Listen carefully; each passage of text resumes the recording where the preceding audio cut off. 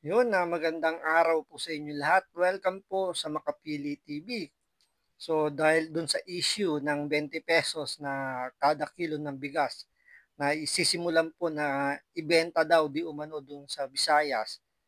Itong kadiwa po dito sa Metro Manila, sila po yung mas nagiging apektado ngayon dahil nada-divert po ngayon yung mga bigas na kailangan nila ibenta rito mukhang dadalhin po sa Cebu or sa Visayas para lang maibigay doon yung pangakong 20 pesos. Masabing naisakatuparan po yung campaign promise ni Bongbong Marcos nung nakaraang presidential election. So ibubuhos po nila sa Visayas para lang alam niyo yun, masabi lang na sustainable yung 20 pesos na bigas sa buong Visayas. Pero yun nga lang, masasakripisyo po yung mga taga Luzon. So parang lumalabas dito, mukhang bad move pa rin yung gagawin ng administrasyon ni Bongbong Marcos kasi imbis na makakuha, pwede makakuha sila ng boto sa Visayas, pero mawawalan naman sila ng boto rito sa Luzon, especially sa Metro Manila dahil isasakripisyo nila yung pagbebenta ng murang bigas sa mga kadiwa dito sa Metro Manila at ibubuhos doon sa Visayas. So ito, panoorin po natin itong balitan to para mas ma-analyze natin kung talagang good move ba yung gagawin ni Bongbong Marcos na magbigay ng tigbi 20 pesos na kada kilo ng bigas doon sa Visayas. So ito, panoorin po natin. Pero siyempre, bago ang lahat, kung hindi ka pa nakasubscribe sa Makapili TV, baka naman pwedeng pakipindot ko muna yung subscribe button. At the same time, palike na rin ng video. Wala naman pong bayad yan. Kaya pindot na. So ito, panoorin po natin itong balitang to. Pia, gaano ba katagal na walang supply ng bigas sa ilang mga kadiwa ng Pangulo stores?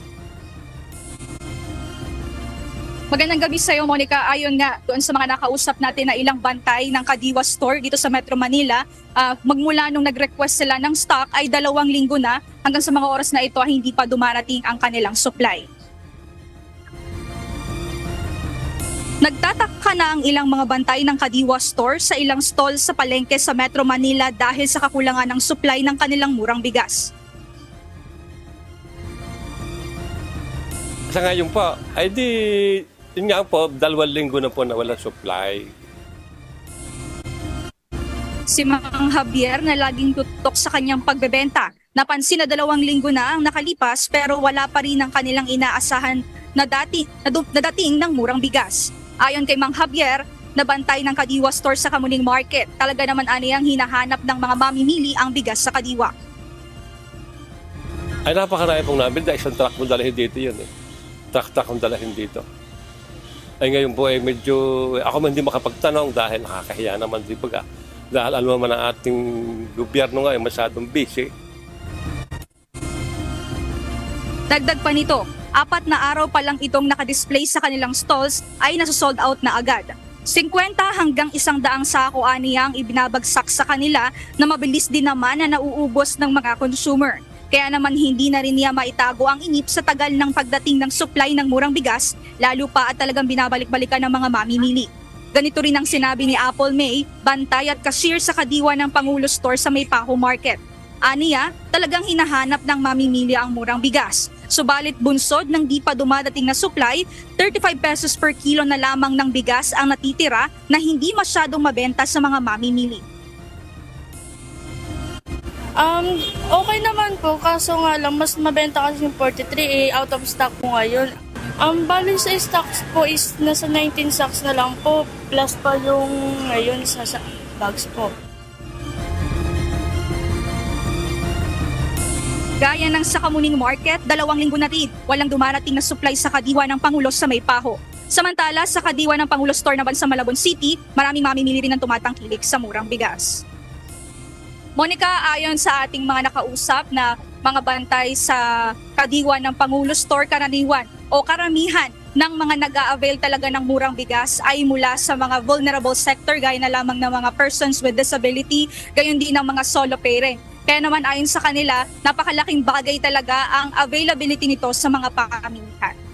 At yan muna ang update mula dito. Balik. So yun po, ayon dito sa balita, 2 linggo na daw pong hindi dumarating yung stock na ibinebenta po para diyan sa kadiwa na murang bigas. So, posible kaya yung bigas para sa kanila, iniipit para madala 'to sa Visayas. Para lang may ano lang ma-cover lang yung kinakailangan nilang, dami ng bigas para masabing umabot 'to hanggang ano, hanggang eleksyon.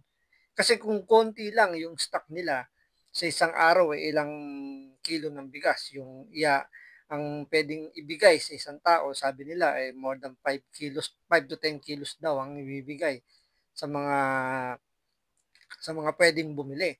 Alam naman natin na ang Visayas isa sa mga boat rich na region o sabihin natin Luzon, Visayas, Mindanao, 'di ba? So, ang Visayas, isa sa kumbaga sa tatlo, 'yan yung pinakamaraming, botante. So, kailangan nilang i-sustain na mabigyan lahat ng nasa Visayas. Ang gagawin nila, iipitin ngayon nila yung mga bigas na galing dito sa Metro Manila, itong kadiwa na 'to. So, isasakripisyo nila yung pagbebenta ng murang bigas dito sa Metro Manila o sa Luzon para lang maano 'tong Visayas, 'di ba? Para lang ma-cover up yung kailangan nila diyan. So, sabi nga ng Vice President Sara Duterte, bakit Visayas lang ba ang nangangailangan ng murang bigas? Malinaw na malinaw sinasabi ng mga nagtitinda rito na hinahanap talaga ng mga kababayan natin yung murang bigas. Siyempre, sino ba naman yung gustong bumili ng mamahaling bigas? Kung talagang ang kaya na ng budget mo, o budget ng kababayan natin, para sa pinakamurang bigas, para lang, alam niyo yun, maano lang yung gutom, di ba? Mapahaba lang yung budget. Why not? Kahit sino naman sigurado ang bibili na yung pinakamurang bigas kahit na hindi naman siguro ganong yung quality, kumbaga pwede nang itapat sa mga well-milled na bigas, talagang tatangkilikin yung pinakamurang bigas. Pero yun nga, kailangan nila isakripisyo para lang mapagbigyan yung taga Visayas na makuha yung boto kasi nga hindi umuubra yung pamimigay ng ayuda, 'di ba? Instead na makapitalize nila yung pagbibigay ng ayuda, tumaas yung kanilang yung trust rating ni Bongbong Marcos, lalo pang sumadsad yung kanyang trust rating. Siyempre, may domino meron niyang impact doon sa alyansa. Kaya kung mapapansin ninyo, halos hindi na gumagawa ng campaign rally itong alyansa ni Bongbong Marcos dahil napapahiya lang sila sa mga pinupuntahan nila. Paano napapahiya? Nangangampanya kayo para iboto yung kanyang 12 senatorial slate, nabawasan pa ng 2 kay Camille Villar at kay Amy Marcos. Tapos magsisigawan yung mga nandoon sa kanilang campaign rally ng Duterte. So, para silang sinasampal ng kaliwat kanan sa kanilang mga pagmumuka. Kumbaga sumasabog sa mukha nila yung rally. Instead na sa kanila makakuha sila ng boto doon, parang pinamumuka ng mga tao na pinupuntahan nila na Duterte ang iboboto nila at hindi sila. 'Di ba? Tapos malalaman nila sa survey na kahit si Philip Salvador pumahabol na sa top 12. Kaya nga kung titingnan niyo yung mga survey ngayon, panay ang labas nila ng survey ngayon na pumapasok sa top 12 yung alyansa ni Bongbong Marcos. Pero kung manonood ka ng mga actual na na kalye survey at hindi lang talaga 2,000, 3,000 na respondent, mas marami pa doon. Nangingibabaw yung PDP laban. So napakalaking drastic move yung ginagawa nitong administrasyon ni Bongbong Marcos para lang makahabol sila sa ginagawa ng PDP laban. Pero dahil sa ginagawa nilang itong pag-iipit ng mga bigas dito sa kadiwa, dito sa Metro Manila, pwedeng mag-backfire sa kanila. Siyempre, kung hindi nila mabibigyan ng bigas dito sa Metro Manila, malamang isipin din ng mga kababayan natin na iniipit lang yan para ibigay doon sa Visayas. So parang pinagdadamutan na yung ating mga kababayan dito sa Metro Manila at ibinibigay lahat doon sa Visayas para lang sa darating na eleksyon. So, pwede natin sabihin, pamalit talaga to, pamalit. Diversionary tactic yung ginagawa nilang itong pagbebenta ng murang bigas. Tapos, isa-subsidize naman ng gobyerno natin yung presyo kasi sabi nila 33 pesos talaga yung bentahan ng bigas. So, tapos ibebenta na ng 20 pesos.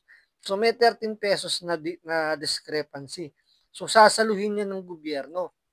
Ngayon, dun sa 13 pesos na yon, kung hindi pa magandang quality yung ibebenta nila, halimbawa, yung pangmababang quality talaga, so pinagkakitaan pa yan ng mga negosyanteng pinagsasamantalahan yung kahinaan ng ating presidente.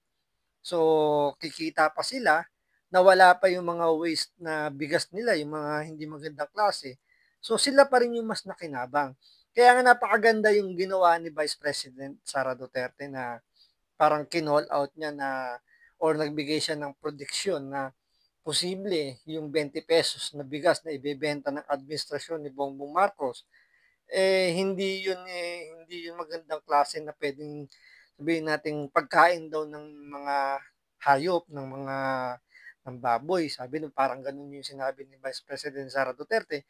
Ngayon, dahil doon, mapipilitan ngayon yung administrasyon ni Bongbong Marcos na magbenta ng magandang quality bigas para lang pasinungalingan o tutulan yung sinabi ni Vice President Sara Duterte na hindi magandang bigas yung ibebenta ng 20 pesos doon sa Visayas, di ba?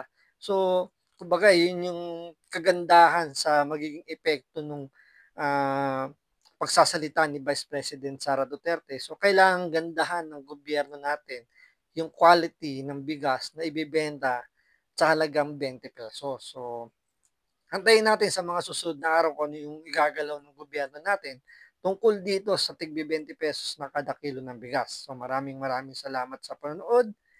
Ingat po kayo lagi. God bless.